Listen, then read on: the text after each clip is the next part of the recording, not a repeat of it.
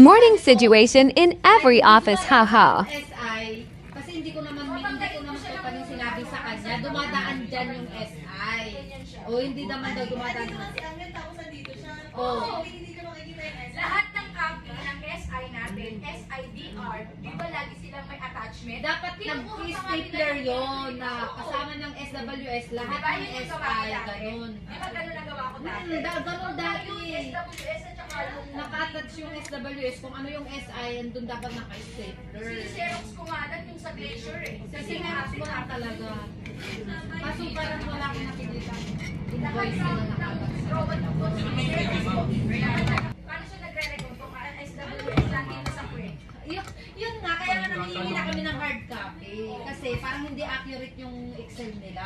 Ang galing mo dyan sa may ano, meron Yun na gawa naman natin, yun gawa natin ng memo, ma'am request. Paano nga namin itatama? Eh, wala nga kaming copy ng, ano, ng mga SWS. Wala nga kaming soft copy niyan or hard copy.